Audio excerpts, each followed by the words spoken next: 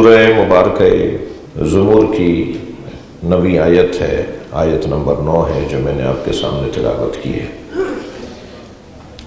اللہ اپنے اس کلام میں ارشاد فرما رہا ہے، قل، اے میرے حبیب کہہ دیجئے، هل يستوي الذين يعلمون والذين لا يعلمون، کیا وہ لوگ جو جانتے ہیں اور وہ لوگ جو نہیں جانتے برابر ہیں؟ انما یتذکر اولو الالباب، بتحقیق یہ اولو الالباب کے لیے ایک تذکر ہے، ایک اعلان ہے، ایک اظہار ہے اور ایک یادآوری ہے۔ صاحبان عقل سے بات ہو رہی ہے، بے وقوفوں سے تو بات ہی نہیں ہو رہی۔ صلوات پڑھے ذرا محمد۔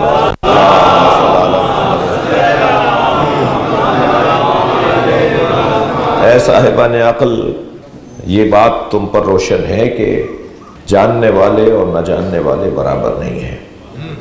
تو عزیزو، اس آیت کی تفسیر میں کچھ جو آج فضائل کے باب میں بہت ہی آپ کو پتہ ہے کہ بہت ڈرا خطاب کر رہا ہوتا ہوں کہ کہیں لمبی تقریر نہ ہو جائے، کوئی خطاب کہیں لمبا نہ ہو جائے، تو اس لیے جو ہے وہ یہ بھی تسلی رہے کہ بہت زیادہ کوئی طویل خطاب نہیں ہے، کہ یہ جو جاننے والے ہیں نا، یہ صاحب علم ہونا، جاننا، کسی چیز کا معلوم ہونا، یہ خود انسان کی قیمت ہے۔ یہ معلومات کا ذخیرہ انسان کی قیمت ہے۔ اور دلائل تو مولا علی کی افضلیت پر انگنت ہے کہ مولا بعد از مصطفیٰ سرکار، بعد از خاتم الانبیاء، نبی مکرم کے علاوہ بعد از خدا بزرگ نبی کی ذات اور بعد از نبی بزرگ علی کی ذات، اس قاعدے کے مطابق بعد از نبی یا غیر از نبی یا نبی کے علاوہ کائنات میں کوئی علی نہیں ہے سوائے علی کے۔ تو جو عظمت مولا کائنات کی ہے اور جو ہم افضلیت امیر المومنین کے قائل ہیں، ایک بڑی تعداد اہل سنت تفضیلیوں کی ہے کہ جو مولا کائنات کی افضلیت کے قائل ہیں، اور افضلیت کے قائل ہونے والے کو شیعہ کہتے ہیں، اور جو اہل بیت کے دشمنوں سے بیزاری کرے اسے شیعہ کہتے ہیں۔ یعنی تشیع کی الف بے ہے، تشیع کی الف بے ہے، تشیع کی الف بے ہے کہ مولا کائنات کو بعد از نبی افضل مانا جائے اور اہل بیت کے دشمنوں سے بیزاری کی جائے۔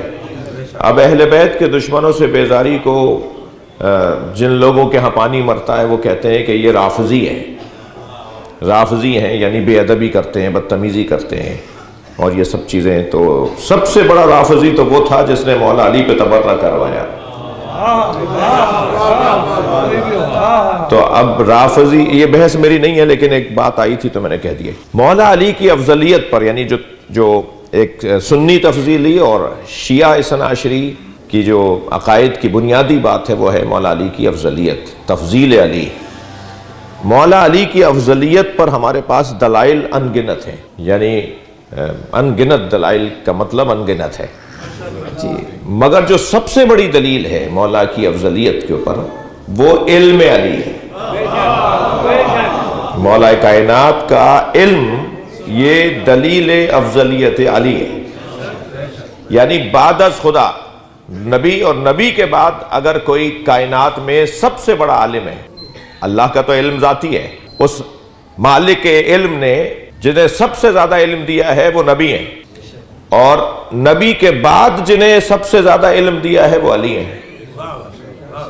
اور مولا علی فرماتے ہیں کہ زقنی رسول اللہ زقن زقا، مجھے رسول اللہ نے علم ایسے دیا جیسے پرندہ اپنے بچے کو دانہ چباتا ہے۔ عجیب تعبیر ہے یہ، مولا علی کی تعبیر نہ ہوتی تو شاید ہمیں کہنے میں مشکل ہوتی ہے. جی علی فرما رہے ہیں کہ مجھے نبی نے علم ایسے دیا جیسے پرندہ اپنے بچے کو دانا دیتا ہے، دانا بھرتا ہے، دانا چگاتا ہے. ٹھیک ہے، نہیں فرمایا جیسے ماں اپنے بچے کو دودھ پلاتی ہے. چاہتے تو یہ فرما دیتے، ہمارے پاس تو جرأت نہیں تھی کہ ہم کہتے کہ یہ کیوں. حضرت نے فرمایا کہ جیسے پرندہ اپنے بچے کو دانا دیتا ہے، ماں جیسے بچے کو دودھ پلاتی ہے ایسے نہیں. اس لیے کہ ماں جو پلاتی ہے وہ کھاتی نہیں ہے، وہ کھاتی 4 چیزیں ہیں، 10 چیزیں ہیں، جی 5 چیزیں ہیں، کھاتی بہت ساری چیزیں ہیں اور پھر نتیجے میں دودھ پلاتی ہے. یعنی جو لیتی ہے وہ دیتی نہیں ہے. لیکن رسول اللہ کی نسبت مولا فرما رہے ہیں کہ جو اللہ سے لیتے تھے وہی دیتے تھے. یعنی صلوات پڑھ لیں محمد و آل محمد.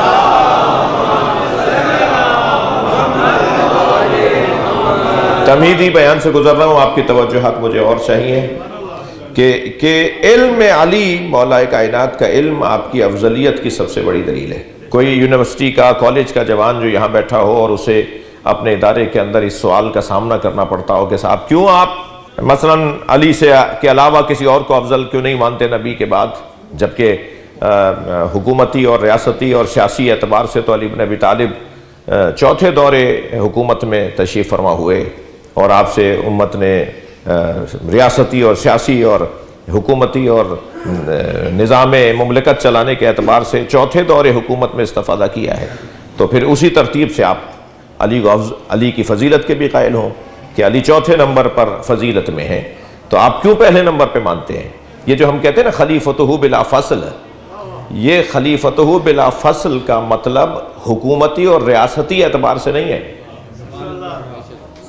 حکومتی اور ریاستی اعتبار سے تو جب مولا نے قبول کر لیا تو ہم نے کبھی قبول کر لیا کہ چوتھے نمبر پر مولا آئے ہیں. یعنی جو تاریخ بول رہی ہے کہ چوتھے دور حکومت میں مولا علی علیہ السلام آئے ہیں، تو یہ ہم جب اذانوں میں کہتے ہیں خلیفتہ بلا فضل تو اس کا کیا مطلب ہے؟ اس کا مطلب یہ ہے کہ علی ظاہری طور پر چوتھے دور حکومت میں آئے، مگر علی پہلے دوروں میں بھی نبی کے جانشین تھے. توجہ چاہوں گا، یہ ظریف بحث ہے اور تھوڑا سا حساس بحث ہے، اور میں کربلا میں مجلس پڑھ رہا ہوں لیکن کچھ لوگ ہیں جو جھنگ میں بیٹھ کر میری مجلس سن رہے ہیں، تو مجھے پتا ہے میں کیا پڑھ رہا ہوں. صلوات پڑھیں ذرا محمد و آل محمد.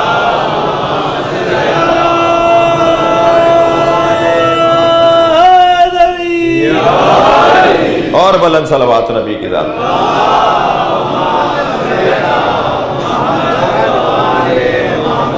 جی تو میں اپنا مدعا پیش کر رہا ہوں، اپنے مکتبی مدعا کو پیش کر رہا ہوں، اپنے مکتب کے اپنے مذہب کے مدعا کی ترجمانی کرنے کی کوشش کر رہا ہوں کہ امیر المومنین ان 3 ادوار میں بھی، خلیفتہ بلا فصل کا مطلب ان 3 ادوار میں بھی علی نبی کے جانشین، اور نبی کی جو جانشینی ہے، توجہ، یعنی یہ طے شدہ بات جسے سنی بھی مانے گا اور مانتا ہے تفضیلی سنی، اور شیعہ اس حد تک قبول کرتا ہے، اس سے زیادہ بھی آگے جاتا ہے شیعہ، لیکن اس بات کو بھی مانتا ہے جو بات اب کر رہا ہوں، اور وہ یہ کہ پہلے 3 دوروں میں بھی نبی کے جانشین واقعی علی، اس لیے کہ نبی کا اصلی منصب جو تھا، نبی مکرم نے تو ہجرت کے بعد ریاست مدینہ کو قائم کیا نا، یعنی مدینہ منورہ میں ایک آپ نے مملکت کو قائم کیا نا، تو مکہ المکرمہ میں کیا نبی اولا اور اعلیٰ نہیں تھے؟ اور اعلان نبوت سے پہلے مولا نبی کے اعلیٰ اور افضل نہیں تھے؟ تو کیا حکومت ملنے کے بعد ہی طے شروع ہوگی گفتگو کہ کون افضل ہے؟ حکومت سے پہلے، ریاست سے پہلے بھی تو ان کی ذاتی حیثیت ہے نا، ان کا مقام ہے نا. نبی کی جو ذاتی حیثیت ہے وہ علم مصطفیٰ ہے، وہ شجاعت مصطفیٰ ہے، وہ سخاوت مصطفیٰ ہے، وہ غیرت مصطفیٰ ہے، وہ عزت مصطفیٰ ہے، وہ ولایت مصطفیٰ ہے. وہ سارے منصب جو نبی کے پاس مدینے سے پہلے تھے وہ سب علی کے پاس ہمیشہ رہے. اسے کہتے ہیں خلیفہ بلا فصل. یعنی نبی کے بعد اگر کوئی امت کا بڑا ہے تو وہ مولا علی کی ذات ہے. لہذا پہلے 3 دوروں میں بھی، پہلے 3 حکومتی دوروں میں بھی مولا کائنات کے بغیر گزارا نہیں تھا۔ میں نہیں کہہ رہا بھائی، خود ان حضرتوں نے کہا ہے کہ لم تلد النساء مثل علی ابن ابی طالب۔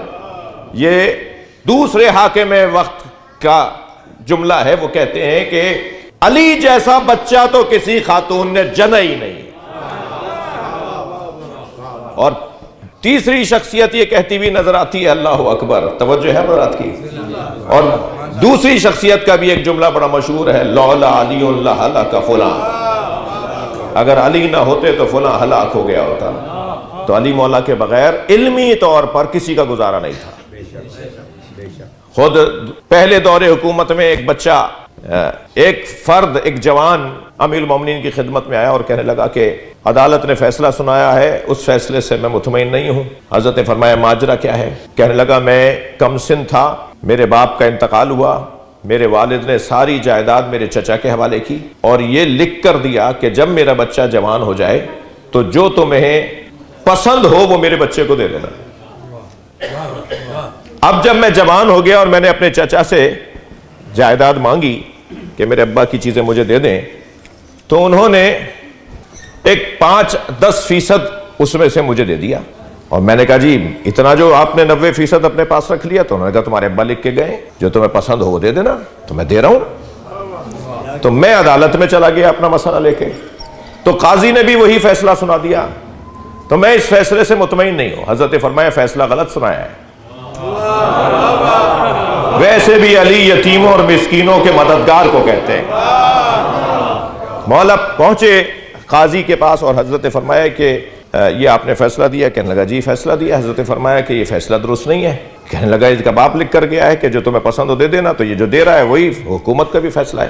حضرت نے فرمایا جو یہ رکھ رہا ہے وہ اسے پسند ہے، اور جو یہ دے رہا ہے اسے پسند نہیں ہے، تو جو رکھ رہا ہے وہ بچے کو دے دے۔ صلوات پڑھ لے ذرا محمد و آل محمد۔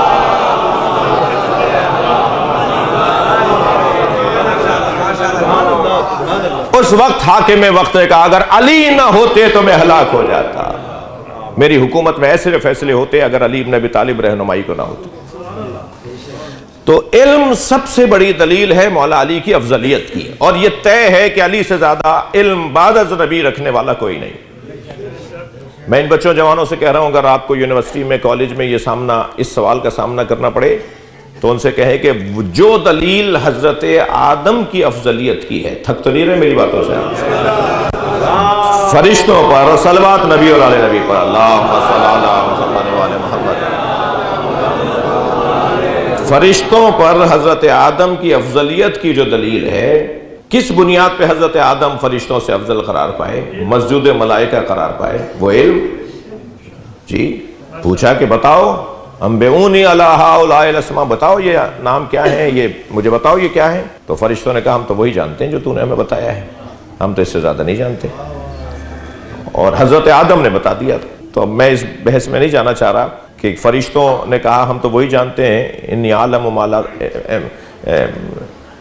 ہم وہی جانتے ہیں جو تو نے ہمیں بتایا ہے۔ اور حضرت آدم علیہ السلام نے زیادہ بتا دیا، تو کیا حضرت آدم کو زیادہ بتایا تھا؟ نہیں، دونوں کو ایک جیسے ہی بتایا تھا، ورنہ تو عدل الہی کے خلاف ہے۔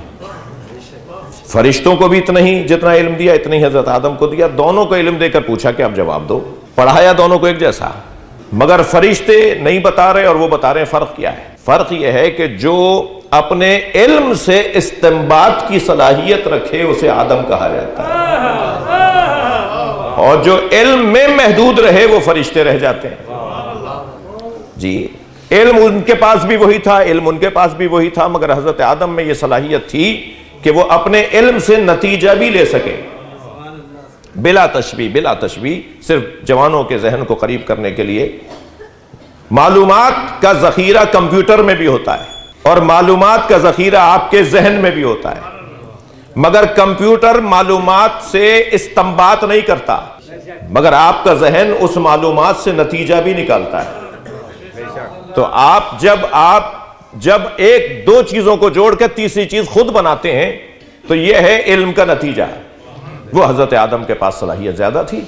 جب حضرت آدم کے پاس صلاحیت زیادہ تھی تو حضرت آدم افضل قرار پائے فرشتوں کی نسبت. تو جو دلیل حضرت آدم کی افضلیت کی ہے وہی دلیل مولا کائنات کی افضلیت کی ہے. اب وہ علی، توجہ، میں نے مقدمہ مکمل کیا، وہ علی بن ابی طالب جو بعد از نبی امت میں سب سے بڑا عالم ہے، وہ علی بن ابی طالب اگر کسی کو گھٹی اپنے لعاب دہن کی دے تو اسے عباس کہتے ہیں. صلوات پڑھ لے محمد و آل.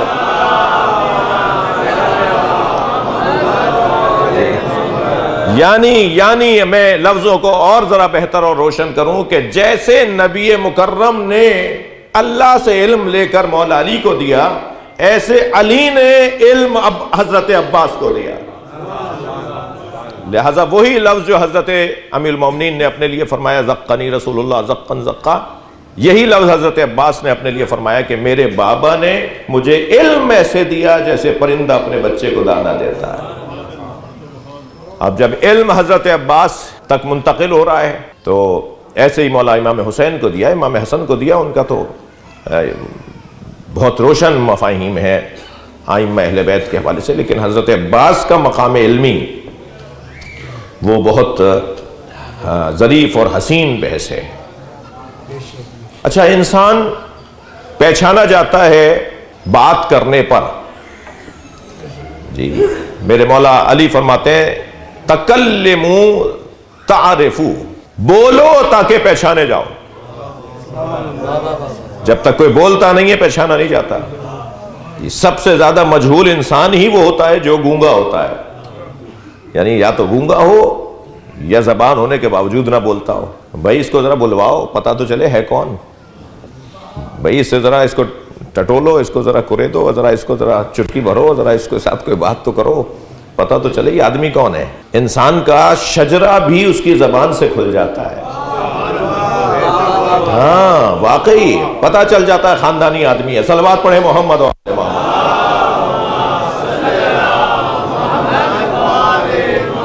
اور حتیٰ یہ بھی پتہ چل جاتا ہے کہ حسب و نسب بھی اس کا کچھ ایسے ہی ہے.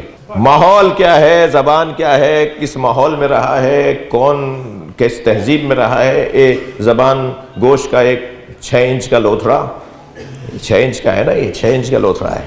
یہ 6 انچ کا گوشت کا لوتھڑا بغیر ہڈی کا گوشت، جی دائیں بائیں رقص کرتی ہوئی زبان، جی 32 سلاخوں کے درمیان قید شدہ ایک وجود جب یہ رقص نمائی کرتا ہے دہن کے اندر تو لغت بننا شروع ہو جاتی ہے، اور ما فی الضمیر بھی اور ما فی الذہن بھی بیان ہونا شروع ہو جاتا ہے. لہذا معصوم فرماتے ہیں نبی فرماتے ہیں نحنو معاشر الانبیاء نکلم الناس علی قدر عقولہم.